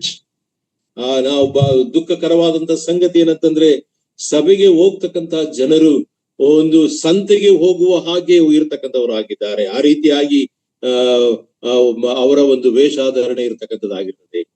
ಮಾತ್ರಮಲ್ಲ, ಬರುವ ಸಮಯ 9 ಗಂಟೆಗೆ ಮೀಟಿಂಗ್ ಅಂದ್ರೆ 9, 9:15, 9:15. That is what you can do in a market, but not in the house of God. ನಾವು ಒಂದು ಕ್ರಮಬದ್ಧವಾದಂತ ಜೀವಿತದ ಸಮಯ, ನಿಖರವಾದಂತ ಸಮಯಕ್ಕೆ ಬರದೆ ನಾವು ನಮಗೆ ಮನಸ್ಸು ಬಂದಂತಹ ಸಂದರ್ಭದಲ್ಲಿ ನಾವು ಸಭೆಗೆ ಹೋಗ್ತಕ್ಕಂತಹದ್ದು. ಸಭಾ 9 ಗಂಟೆಗೆ ಇರ್ತಕ್ಕಂಥದ್ದಾಗಿದ್ರೆ 9:15, 9:30 ನಮಗೆ ಇಷ್ಟ ಬಂದ ಹಾಗೆ ನಾವು ಹೋಗ್ತಕ್ಕಂತ ಒಂದು ಸ್ಥಿತಿಗತಿ ಇರ್ತಕ್ಕಂಥದ್ದಾಗಿದೆ. ಆದ್ರೆ ಆ ಸಂಗತಿಗಳು ಸಂತೆಯಲ್ಲಿ ನೀವು ಎಷ್ಟೊತ್ತಿಗೆ ಬೇಕಾದ್ರೂ ಹೋಗಬಹುದು, ಆದ್ರೆ ಸಭೆಗೆ ಒಂದು ಕ್ರಮಬದ್ಧವಾದಂತ ನಿಖರವಾದಂತ ಸಮಯಕ್ಕೆ ಹೋಗಬೇಕು. That is where the leadership has to set an example and teach the believers about the importance of honoring our God. ಇದರಲ್ಲಿ ನಾಯಕತ್ವವು ಬಹಳವಾದಂತ ಪಾತ್ರವನ್ನು ವಹಿಸ್ತಕ್ಕಂಥವರಾಗಿದ್ದಾರೆ. ಅವರು ಒಂದು ಉದಾಹರಣೆಗಳಾಗಿ ಇರ್ತಕ್ಕಂಥದ್ದಾಗಿರಬೇಕು. ಈ ಒಂದು ಸಂಗತಿಗಳನ್ನ ಸಭೆಯಲ್ಲಿ ಸೇರಿ ಬರ್ತಕ್ಕಂಥ ದೇವಜನರ ಮಧ್ಯದಲ್ಲಿ ಈ ಒಂದು ಸಂಗತಿಗಳನ್ನ ಹಂಚತಕ್ಕಂಥವರು, ತಿಳುವಳಿಕೆಯನ್ನು ಕೊಡ್ತಕ್ಕಂಥವ್ರು ಅವರಾಗಿರ್ತಕ್ಕಂಥವರಾಗಿರಬೇಕು. In verse 19 we see them carrying the bones of Joseph. ಇಲ್ಲಿ ನಾವು 19ನೇ ವಚನದಲ್ಲಿ ನಾವು ನೋಡ್ತಕ್ಕಂತ ಸಂಗತಿ ಏನಂತಂದ್ರೆ, ಯೋಸೇಫನ what is that brother? They brought the bones of Joseph. ಯೋಸೇಫನ ಮೂಳೆಗಳನ್ನ ತೆಗೆದುಕೊಂಡು ಬರತಕ್ಕಂತ ಸಂಗತಿಯನ್ನೆಲ್ಲ ನಾವು ನೋಡ್ತಕ್ಕಂಥವರಾಗಿದ್ದೇವೆ. In Genesis 50:25, we don't need to read there. Joseph told that God will visit you, then take my bones from here. ನಾವು ಆದಿಕಾಂಡ ಪುಸ್ತಕ 15ನೇ ಅಧ್ಯಾಯದಲ್ಲಿ ನಾವು ನೋಡ್ತೇವೆ. 50ನೇ ಅಧ್ಯಾಯದಲ್ಲಿ ನಾವು ನೋಡ್ತಕ್ಕಂತ ಸಂಗತಿ ಏನಂತಂದ್ರೆ, ಅಲ್ಲಿ come again with that sentence. Joseph told the Israelites that God will visit you one day. When you go out from Egypt, take my bones also. ದೇವರು ಐಗುಪ್ತರಿಗೆ ಇಸ್ರಾಯೇಲ್ರಿಗೆ ತಿಳಿಸಿದಂತ ಸಂಗತಿಯನ್ನು, ಐಗುಪ್ತವನ್ನ ಬಿಟ್ಟು ನೀವು ಹೊರಡುವಂತ ಸಂದರ್ಭದಲ್ಲಿ ನೀವು ಈ ಒಂದು ನನ್ನ ಮೂಳೆಗಳನ್ನು ತೆಗೆದುಕೊಂಡು ಹೋಗಬೇಕು ಎಂಬುದಾಗಿರ್ತಕ್ಕಂಥ ಸಂಗತಿಯನ್ನು ತಿಳಿಸಿ ದೇವರು ನಿಮ್ಮನ್ನು ಭೇಟಿ ಮಾಡ್ತಾನೆ ಎಂಬುದಾಗಿ ಆತನು ತಿಳಿಸ್ತಕ್ಕಂಥವನಾಗಿದ್ದಾನೆ. Not God, but Joseph told them. ಈ ದೇವರು ಅಲ್ಲ, ಯೋಸೇಫನು ಆತನು ತಿಳಿಸಿದನು. Now, Joseph and New Testament believers have a different understanding about life after death. ಈ ಯೋಸೇಫನು ಮತ್ತು ಹೊಸ ಒಡಂಬಡಿಕೆ ವಿಶ್ವಾಸಿಗಳು ಈ ಮರಣಾನಂತರವಾದಂತಹ ಜೀವಿತ ಏನು ಎಂಬುದಾಗಿರ್ತಕ್ಕಂಥ ಸಂಗತಿಯನ್ನ ವ್ಯತ್ಯಾಸವಾಗಿ ತಿಳಿದುಕೊಂಡಂತವರಾಗಿದ್ದಾರೆ. In the Old Testament, whether Abraham, Isaac, or Jacob, or Joseph, when they died, we read that they died and they joined with their fathers. ನಾವು ಹಳೆ ಒಡಂಬಡಿಕೆಯ ಪಿತೃಗಳ ಕುರಿತಾಗಿ ನಾವು ಓದ್ತಕ್ಕಂಥ ಸಂದರ್ಭದಲ್ಲಿ ಯಾಕೋಬ, ಯೋಸೇಫನು ಅನೇಕ ಈ ರೀತಿಯಾದಂತ ಅವರ ಕುರಿತಾಗಿ ನಾವು ಓದುವಾಗ ಅವರು ತೀರಿ ಹೋದ ನಂತರವಾಗಿ, ಮರಣ ಹೊಂದಿದ ನಂತರವಾಗಿ ಅವರು ಪಿತೃಗಳಿಗೆ ಸೇರಿಸಲ್ಪಟ್ಟರು ಎಂಬುದಾಗಿ ನಾವು ನೋಡ್ತೇವೆ. But in Philippians 1:23 we read that absent from the body, present with the Lord. ನಾವು ಆದ್ರೆ ಫಿಲಿಪಿಯವರಿಗೆ ಬರೆದ ಪತ್ರಿಕೆ 1:23 ಒಂದನೇ ಅಧ್ಯಾಯ 23ನೇ ವಚನದಲ್ಲಿ ನಾವು ನೋಡ್ತಕ್ಕಂತ ಸಂಗತಿ ಏನು ಎಂಬುದಾಗಿ ನಾವು ನೋಡುವಾಗ 23ನೇ ಈ ಎರಡರ ನಡುವೆ ಸಿಕ್ಕಿಕೊಂಡಿದ್ದೇನೆ, ಇಲ್ಲಿಂದ ಹೋಗಿ ಬಿಟ್ಟು ಕರ್ತನ ಜೊತೆಯಲ್ಲಿ ಇರಬೇಕೆಂಬುದೇ ನನ್ನ ಅಭಿಲಾಷೆ. Now what I'm trying to tell is, for believers it doesn't matter where we are buried. When the moment Christ comes, we will all, no matter where we are buried.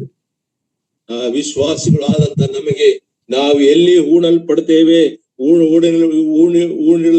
ಎಂಬುದಾಗಿರತಕ್ಕಂಥ ಪ್ರಾಮುಖ್ಯವಲ್ಲ. ಕರ್ತನಾದಂತ ಯೇಸು ಕ್ರಿಸ್ತನು ಆತನು ಬರ್ತಕ್ಕಂಥ ಸಂದರ್ಭದಲ್ಲಿ ನಾವು ಎಲ್ಲೇ ಇದ್ರೂ ಸಹ ಆತನ ಬಳಿಗೆ ನಾವು ಹೋಗ್ತಕ್ಕಂಥವನಾಗಿದ್ದೇವೆ. But Joseph and the Jews, they had a different understanding. They want to be in the land, promised land. They want to be buried there. So when the Lord Jesus, the Lord come to rule, they will be raised and they will be ruling with the Lord in that land. ಆದ್ರೆ ಯೋಸೇಫನು ಇಸ್ರಾಯೇಲರಿಗೆ ಇದ್ದಂತಹ ಒಂದು ವ್ಯತ್ಯಾಸದ ಸಂಗತಿ ಏನಂತಂದ್ರೆ, ಅವರು ಎಲ್ಲಿ ನಾನು ಉಣಲ್ಪಡಬೇಕು ಎಂಬುದಾಗಿರ್ತಕ್ಕಂಥ ನಿಖರವಾದಂತ ಸಂಗತಿ ಪಿತೃಗಳ ಬಳಿಯಲ್ಲಿ. ಯಾಕಂದ್ರೆ ದೇವರು ಕರ್ತನಾತನಿಗೋಸ್ಕರವಾಗಿ ಬರುವಾಗ ಆತನ ಒಟ್ಟಿಗೆ ನಾವು ಆಳುವಂತಹ ಒಂದು ಸ್ಥಿತಿಯಲ್ಲಿ ಇರ್ತೇವೆ ಎಂಬುದಾಗಿರ್ತಕ್ಕಂಥ ನಂಬಿಕೆ ಅವರಲ್ಲಿತ್ತು. So they wanted to be buried in the promised land. ಅವರು ವಾಗ್ದಾನದ ಒಂದು ದೇಶದಲ್ಲಿ ಅವರು ಹೂಣಿಡಲ್ಪಡಬೇಕೆಂಬುದಾಗಿ ಅವರು ಬಯಸಿದರು. But for us, doesn't matter where we are buried. When we hear the shout, when the trumpet is blown, we will all rise from, no matter where we are buried. ನಾವು ಎಲ್ಲೇ ಹೂಣಿಡಲ್ಪಟ್ಟಿದ್ರು ಸಹ ಕರ್ತನ ಒಂದು ಶಬ್ದವು ಕೇಳಿಸಿದಾಗ ನಾವು ಎಲ್ಲೇ ಇದ್ರೂ ಸಹ ಪಕ್ಕನೆ ನಾವು ಮಾರ್ಪಾಡಾಗಿ ನಾವು ಆತನ ಬಳಿಗೆ ನಾವು ಒಯ್ಯಲ್ಪಡ್ತಕ್ಕಂಥವನ್ನಾಗಿದ್ದೇವೆ. My time is almost gone. In verse 21 and 22, we read how God led them to that terrible wilderness, a cloud on the day and fire, a pillar of fire by night. ನಾವು 20, 21, 22ನೇ ವಚನದಲ್ಲಿ ಅದ್ಭುತವಾದಂತಹ ಸಂಗತಿ, ಇಸ್ರಾಯೇಲ್ ನಡೆಸಿದಂತಹ ಸಂಗತಿ ನಾವು ನೋಡ್ತೇವೆ. ಹಗಲಲ್ಲಿ ಮೇಘಸ್ತಂಭವು, ರಾತ್ರಿಯಲ್ಲಿ ಅಗ್ನಿ ಸ್ತಂಭವು ಜನರ ಮುಂದೆ ತಪ್ಪದೆ ಕಾಣಿಸಿದವು. And how are we led today as New Testament believers? ಹೊಸ ಒಡಂಬಡಿಕೆ ವಿಶ್ವಾಸಿಗಳಾಗಿ ನಾವು ಹೇಗೆ ನಾವು ನಡೆಸಲ್ಪಡ್ತಕ್ಕಂಥವ್ರು ನಾವು ಆಗಿದ್ದೇವೆ. We are led by the Holy Spirit and the Word of God. ನಾವು ಹೊಸ ಒಡಂಬಡಿಕೆ ವಿಶ್ವಾಸಿಗಳಾದಂತ ನಮಗೆ ನಾವು ಪರಿಶುದ್ಧಾತ್ಮನ ಮೂಲಕವಾಗಿ ಮತ್ತು ದೇವರ ವಾಕ್ಯದ ಮೂಲಕವಾಗಿ ನಾವು ನಡೆಸಲ್ಪಡತಕ್ಕಂಥವರಾಗಿದ್ದೇವೆ. Have any physical cloud or pillar of fire above us, but we have inside us the Holy Spirit and in our hand the Word of God. ಈ ಒಂದು ಇಸ್ರಾಯೇಲ್ ನಡೆಸಿದಂತ ರಾತ್ರಿಯಲ್ಲಿ ಮೇಘಸ್ತಂಭ, ಹಗಲಲ್ಲಿ ಮೇಘಸ್ತಂಭ, ರಾತ್ರಿಯಲ್ಲಿ ಅಗ್ನಿ ಸ್ತಂಭ ಹೇಗೆ ಅವರ ನಡೆಸಿತು, ನಮ್ಮ ಒಳಗೆ ಪರಿಶುದ್ಧಾತ್ಮನು ಹೃದಯದಲ್ಲಿ ಆತನು ಇರ್ತಕ್ಕಂಥವನಾಗಿದ್ದಾನೆ ಮತ್ತು ಕೈಯಲ್ಲಿ ದೇವರ ವಾಕ್ಯ ನಮ್ಮ ಕೂಡ ಇರ್ತಕ್ಕಂಥದ್ದಾಗಿದೆ. May the Lord help us, Lord willing. We will continue